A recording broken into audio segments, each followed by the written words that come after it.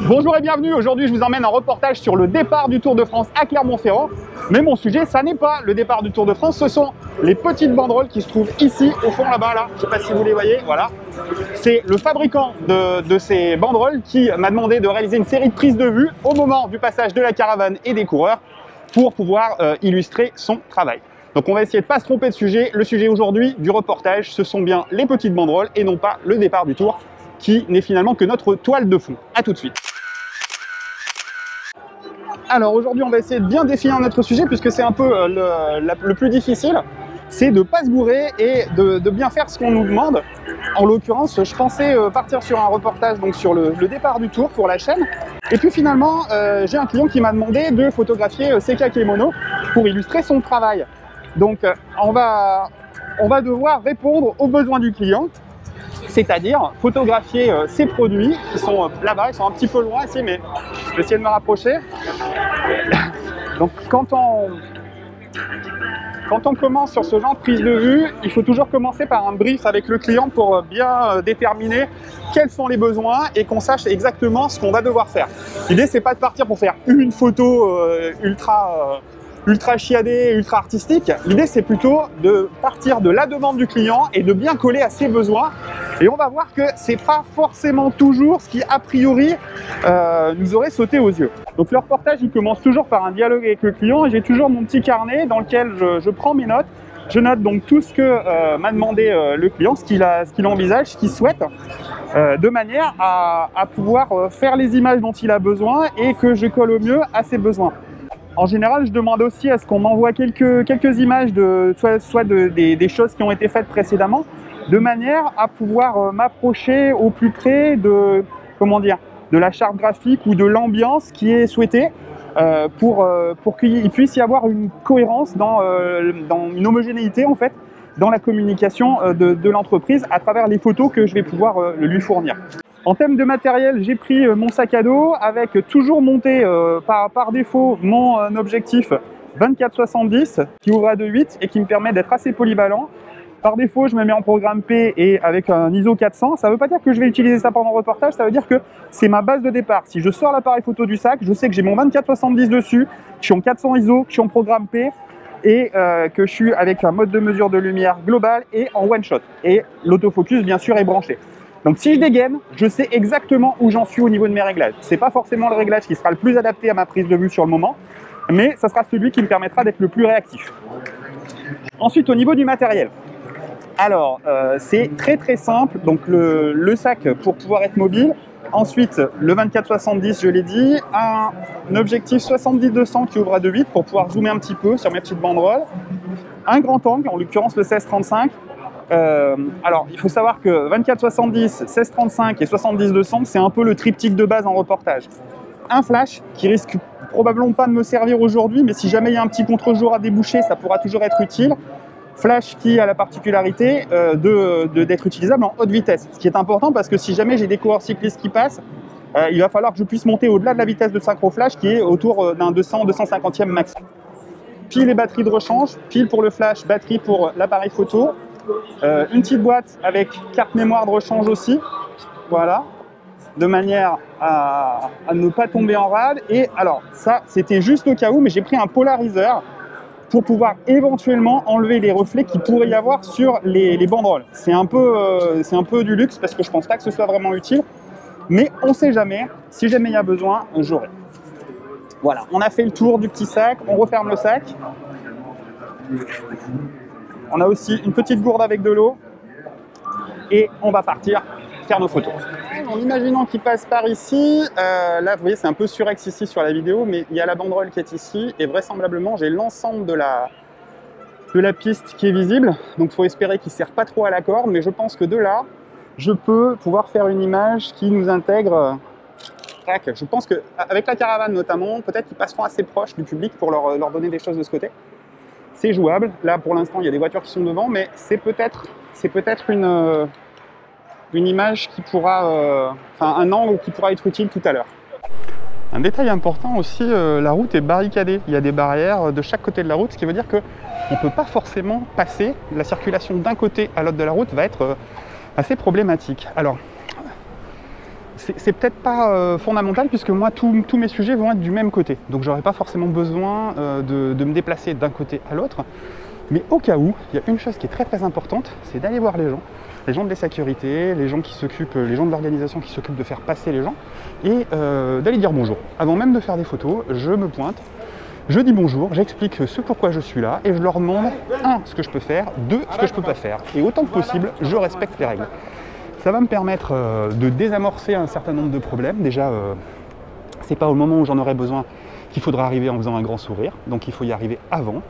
Et être poli, ça aide beaucoup, ça aide vraiment beaucoup. Là, je sais que j'ai demandé à quels horaires ils allaient ouvrir, à quels horaires ils allaient fermer, pas ici, mais là-bas, là, sur le passage entre les deux. Donc, je me suis mis d'accord avec la dame pour ne passer qu'à certains horaires, de manière à ne pas déranger et à ce qu'on respecte les règles qui ont été édictées par l'organisation. Et ça, c'est super important. Je continue mon repérage. Je pense qu'ici, j'ai trouvé mon deuxième point de prise de vue avec une enfilade, avec là aussi, vraisemblablement, la lumière devrait tourner. Le soleil va arriver progressivement par ici, ce qui devrait pouvoir nous éclairer ici, enfin nous éclairer la rue. Et là, j'aurai mes 3 kakémonos qui sont ici, avec, on voit le petit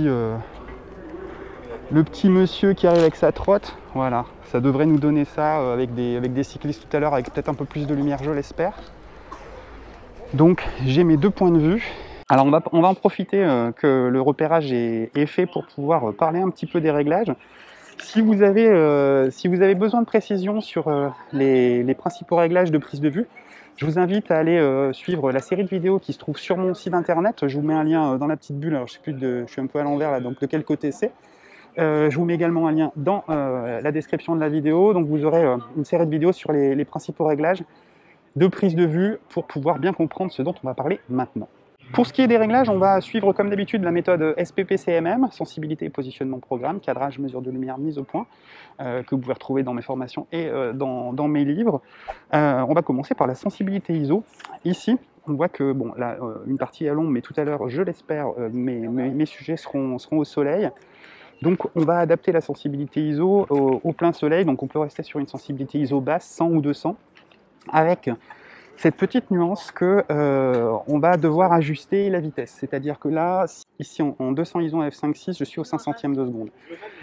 Et un 500e de seconde, c'est un peu juste pour photographier des cyclistes qui passent. Donc oui, l'idéal c'est de rester bas sur la sensibilité, mais éventuellement je vais remonter un petit peu en 400 pour fermer un petit peu plus mon diaph et pour garder une vitesse qui soit autour du millième pour être sûr de figer mes coureurs. Je vous dirai pourquoi je vais pas ouvrir trop mon diaphragme tout à l'heure. C'est une demande particulière et je ne vais pas pouvoir rester sur une ouverture très grande. Alors en termes de positionnement, on l'a vu, j'ai fait mon petit repérage. J'ai également vu avec le client ce qu'il souhaitait comme type de photo, sachant que l'idée c'est d'avoir les petits panneaux en enfilade avec l'animation autour, c'est-à-dire le passage soit de la caravane, soit des cyclistes, et bien sûr sur les côtés le public, puisque l'idée c'est de montrer que ces kakémonos sont visibles par le public. Alors, en termes de programme d'exposition, tout à l'heure, je vous ai indiqué que je commençais avec un programme P, mais je ne vais pas me contenter de ce programme P. Je vais très vite, dès que je vais prendre mon appareil photo, que je vais pouvoir commencer à prendre quelques secondes pour gérer mes réglages. Là, en l'occurrence, je vais utiliser le programme priorité ouverture, puisque je vais chercher à doser en priorité la profondeur de champ en surveillant ma vitesse. Je ne bloque pas ma vitesse. On pourrait se dire, là on veut du cycliste, donc on veut de la vitesse, mais non, moi mon sujet c'est pas les cyclistes, c'est avant tout les kakémonos. Donc je vais chercher à doser la profondeur de champ sur mes kakémonos, d'où mon programme priorité ouverture. Instinctivement, moi je serais plutôt parti sur une ouverture relativement ouverte, de manière à réduire la profondeur de champ, c'est le principe ZOF+, plus on zoome, plus on ouvre le diaphragme, plus l'arrière-plan est flou, de manière à concentrer l'attention sur le sujet, mes petits kakémonos, quitte à ce que la foule soit floue, les éléments d'arrière-plan soient légèrement flous pour que vraiment on voit en priorité le kakémono. Sauf que c'est des documents qui vont être utilisés principalement en interne pour l'entreprise, pour montrer aux clients Point important, ce que veut le client, c'est pas seulement qu'on identifie les banderoles, c'est aussi qu'on voit qu'il y a du monde autour, qu'il y a du passage. Donc il faut que la foule, il faut que les différents éléments, que ce soit les coureurs ou la caravane, soient visibles au moment où on fait la photo et qu'elle soit visible et nette aussi, et qu'elle ne soit pas donc en second plan, que ce soit en termes de cadrage, mais aussi en termes de profondeur de champ. Pour le cadrage, une des demandes qui m'arrange pas forcément aussi, c'est de faire des images en format horizontal. Moi, ça m'aurait arrangé un kakémono avec les petits coureurs qui passaient au milieu, d'avoir des formats verticaux, puisque ça permettait de se concentrer un peu plus sur les kakémonos. Mais là, pour des questions de mise en page et d'utilisation des images, la demande, c'est de faire principalement des images en format horizontal. Ce qui ne veut pas dire que je vais m'interdire de faire des cadrages verticaux, mais ça ne sera clairement pas la priorité et je vais sans cesse m'efforcer de resserrer mes cadrages en largeur,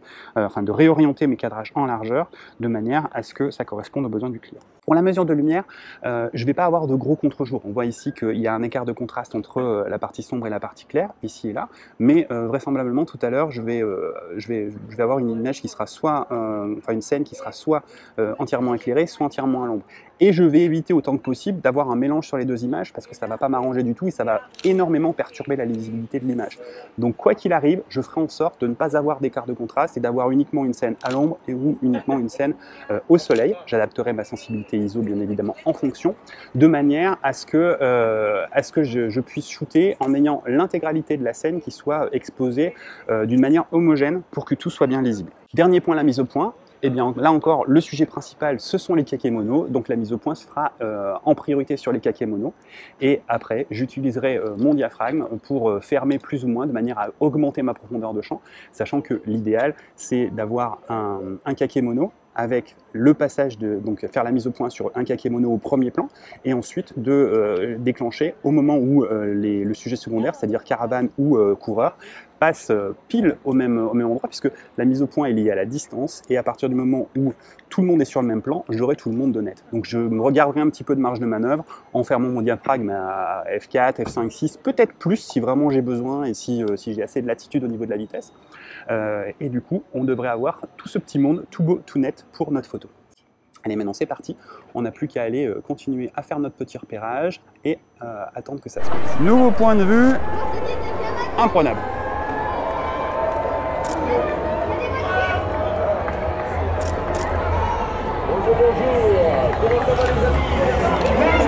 Juste avant qu'ils arrivent, j'ai fait une chose que je fais pas trop d'habitude, je vais me mettre en rafale haute vitesse pour pouvoir être sûr de mitrailler à fond. J'ai calé mes réglages et normalement tout devrait bien se passer et en mitraillant je vais pouvoir multiplier les vues. Des fois qu'il y a comme il y a beaucoup de gens qui bougent et qu'il risque d'y avoir des personnes qui ont des attitudes différentes d'une photo à l'autre, ça pourra être vraiment très différent. Du coup, comme je ne vais pas maîtriser l'ensemble des personnages, mais qu'il y en a vraiment beaucoup trop, la rafale haute vitesse va peut-être, je dis bien peut-être, pouvoir m'aider. Alors on me souffle dans l'oreillette qu'ils sont précis, il est 13h05, enfin 13h04 et le départ est prévu à 13h05. Donc vraisemblablement, on vient de m'indiquer aussi que dès que la voiture rouge passait, ils arrivaient. Donc il n'y a plus qu'à attendre cette fameuse voiture rouge et à shooter. Allez, je crois que les voilà.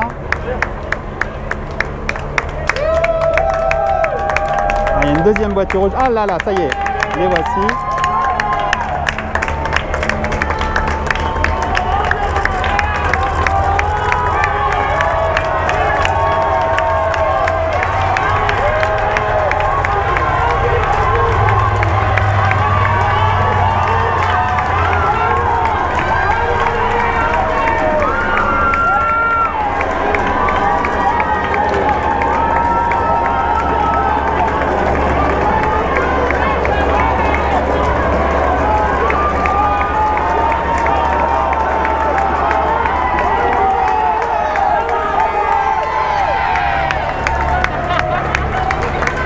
Et voilà, c'est allé très vite.